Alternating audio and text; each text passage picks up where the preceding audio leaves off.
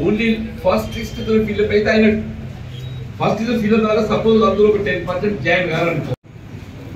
ఒక మాట చెప్పాలని మీరు ఎంతో విలువైనటువంటి సమయాన్ని, మీరు చదువుకునేటువంటి సమయాన్ని మాకు కేటాయించి మా అన్న జీవన్ రెడ్డి గారి నాయకత్వంలో అబౌట్ యువర్ ఫ్యూచర్ మైండ్ కూడా ఏదిచ్చినదో నేను పిఎస్సి చైర్మన్ పర్సన్ మాట్లాడతాను. సిపిఎస్సి కంటే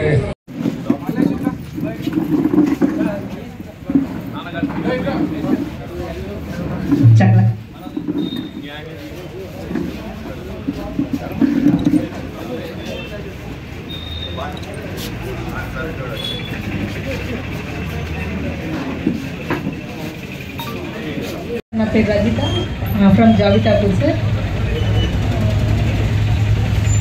సార్ మాకు మీరు వెల్ నోన్ పర్సన్. ప్రతిసారి మాకే కష్టం వచ్చినా మీ దగ్గరికి వస్తాం. మాకు ఇంకా వేరే ఎవరు తెలియదు కూడా. ఇక్కడ గత కొద్ది రోజులుగా మేమందరం జగిత్యాల జిల్లా లైబ్రరీలో వివిధ కాంపిటీషన్స్కి ప్రిపేర్ అవుతున్నాం సార్. ఆ క్రమంలో మాకు అక్కడ సరైన ఫెసిలిటీస్ అయితే కరెక్ట్గా లేవు సార్. అండ్ బిల్డింగే కావచ్చు, వాష్రూమ్స్ కావచ్చు, బుక్స్ కావచ్చు, ప్రతిదీ లోటే సార్. ఏది కరెక్ట్ లేదు. అసలు మీరు కొంచెం వీడి తీసుకొని మాకు అవన్నీ సదుపాయాలు కల్పించాలని కోరుకుంటున్నాను.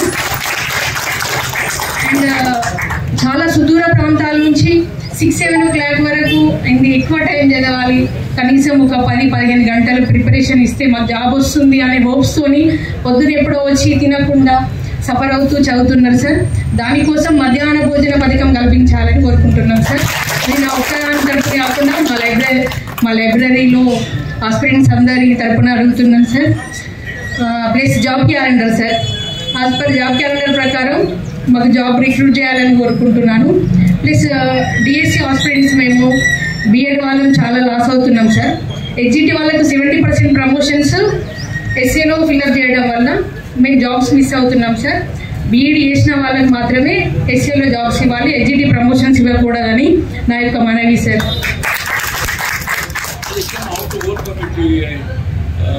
గవర్నమెంట్ ఆఫ్ ఇండియా అంటే కోర్టు కూడా ఎదుగుతున్నదో హెచ్జిటి పోస్ట్ డిగ్రీకి ఇవ్వాలని చెప్పని తెలంగాణకు శ్రీరామ్ సాగర్ ప్రాజెక్ట్ మన ఎలానో ఈ ఉత్తర తెలంగాణలో డైనమిక్ లీడర్ మన జీవన్ సార్. ఎందుకంటే ఇంతకుముందు తమ్ముడు సురేష్ చెప్పిండు, వాస్తవానికి సార్కున్నంత రాజకీయ అనుభవం మనకు అంటే ఖచ్చితంగా వయస్సు కూడా సరిపోదు అనుకుంటా. ఎందుకంటే జేఎన్టీయూ కాలేజ్ మన విద్యార్థుల కోసం, ఎందుకంటే ఉత్తర తెలంగాణ కోసం అంటే విద్యార్థులకు ఇంజనీరింగ్ సాంకేతిక విద్య అందాలని జేఎన్టీయూ కాలేజ్ రప్పించింది మన జీవన్ సార్. అదేవిధంగా చాలా మంది ఇక్కడ గల్ఫ్ ప్రభావిత ప్రాంతం ఇది. ఎందుకంటే చాలా మంది దుబాయ్ కానీ, సింగపూర్ కానీ, మలేషియా లాంటి ప్రభావిత ఎంతో మంది మన దగ్గర చదువుకునే యువత 10th కాగానే, ఇంటర్ కాగానే గల్ఫ్కి వెళ్తున్నారు. అలాంటి వాళ్ళ కోసం స్కిల్ యూనివర్సిటీ, స్కిల్ ఎడ్యుకేషన్ కావాలి. ఆ ఎడ్యుకేషన్ సెంటర్ మనకి న్యాక్ మన జగిత్యాల జిల్లాలో నూకపల్లి వద్ద ఇక్కడ ప్రారంభం కావడానికి బికాస్ ఆఫ్ మెయిన్ రీజన్ సారే. ఎందుకంటే ఒక నిరుద్యోగ సమస్యలు, అదేవిధంగా ఎవరికైతే ఉపాధి దొరకదో అలాంటి వ్యక్తుల యొక్క కష్టాలను తెలిసిన వారు మన జీవన్ రెడ్డి గారు. సో ఈ విషయాన్ని మనం గర్వంగా మనం ఖచ్చితంగా చెప్పాల్సిందే సార్. అయితే మా నిరుద్యోగులు మేము ప్రిపేర్ అవుతున్నాం జగిత్యాల డిస్ట్రిక్ట్ సెంట్రల్ లైబ్రరీ.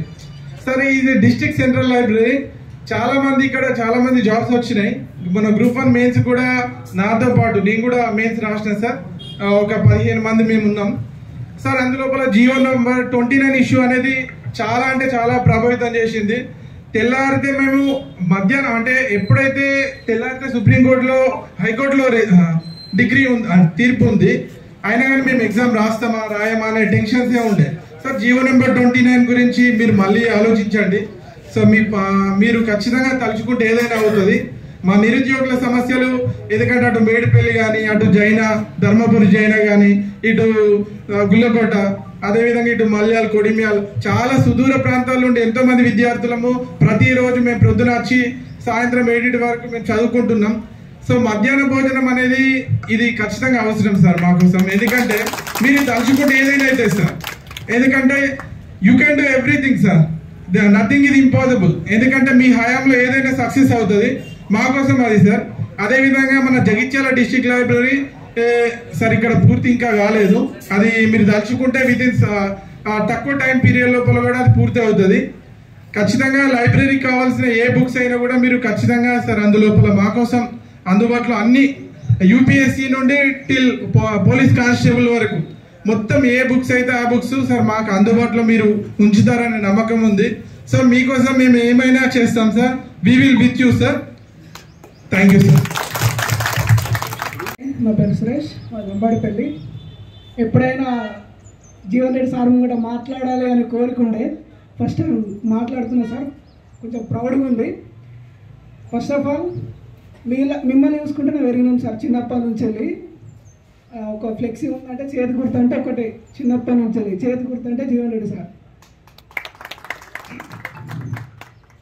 ఇంకా ఇప్పుడు ఎమ్మెల్సీ గురించి దీని గురించి మాట్లాడుకుంటే సార్ నేను ఒకటే కైండ్లీ రిక్వెస్ట్ ఏంటంటే సార్ మీరు ప్రశ్నించే గుర్తుగా లెక్క ఆ టైంలో తెలంగాణ మొత్తం ఏకదాటిగా ఉండి టీఆర్ఎస్ని గెలిపించిన టైంలో ఏకదాటిగా అగెనెస్ట్ చేసి మిమ్మల్ని గెలిపించుకున్నాం సార్ మేము.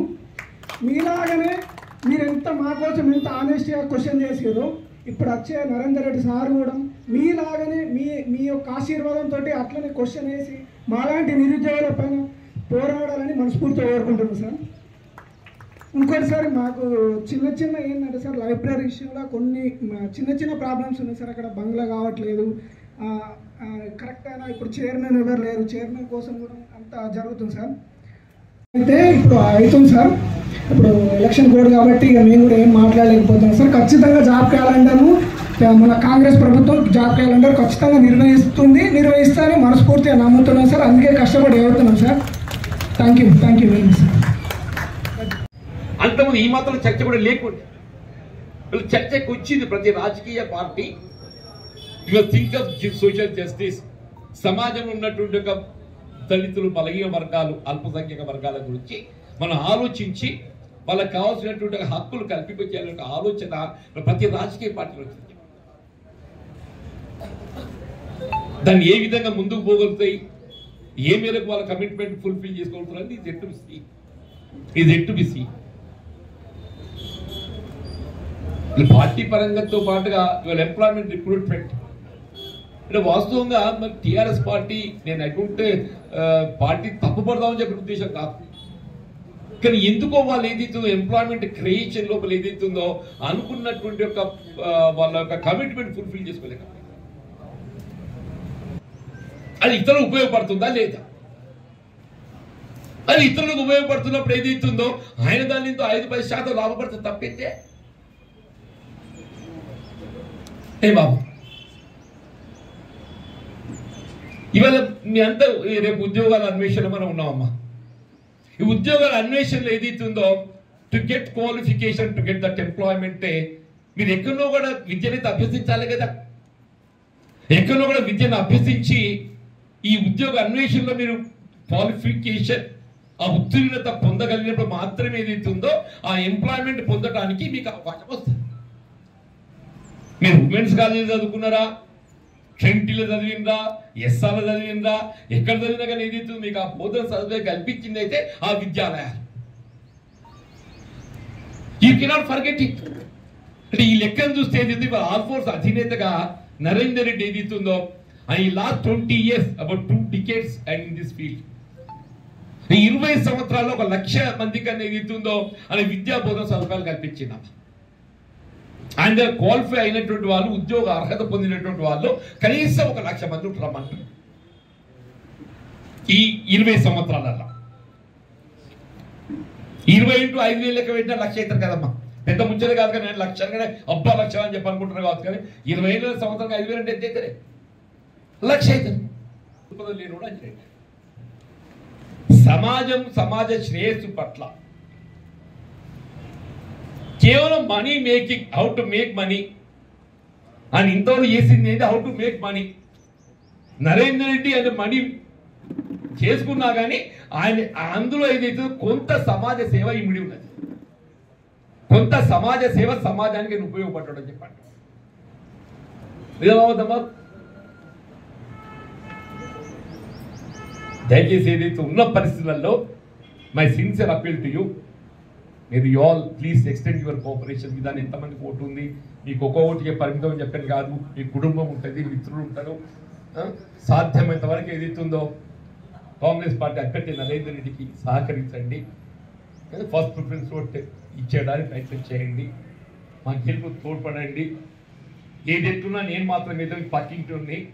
మీకు ఎప్పుడు ఏదేదో ఆకలైనా దప్పేదని తీరుస్తున్నా. ఈ ఆకలి తీర్చే ప్రయత్నం కూడా చేస్తామని చెప్పాను. ఈ ఆకలి తీర్చే ప్రయత్నం కూడా చేస్తా. డెఫినెట్లీ ఈ ఇంకొక 1 month మార్చి తన సమయం ఉందమ్మా. ఈ 1 month సమయం లోపల ఏ మేరకు నేను సమస్యలు లేబెట్టగలుగుతానో, డౌన్ మెరిట్ కానీ, ఈ మధ్యాహ్న భోజనం కానీ, ఈ లైబ్రరీ, ఈ ఇన్ఫ్రాస్ట్రక్చర్ ఫెసిలిటీస్ ఇంప్రూవ్మెంట్ కానీ, ఇవన్నీ కూడా నేను ప్రభుత్వ దృష్టికి తీసుకెళ్ళి పంపించడానికి ప్రయత్నం చేస్తాను చెప్పని చెప్తూ థ్యాంక్స్ అమ్మా.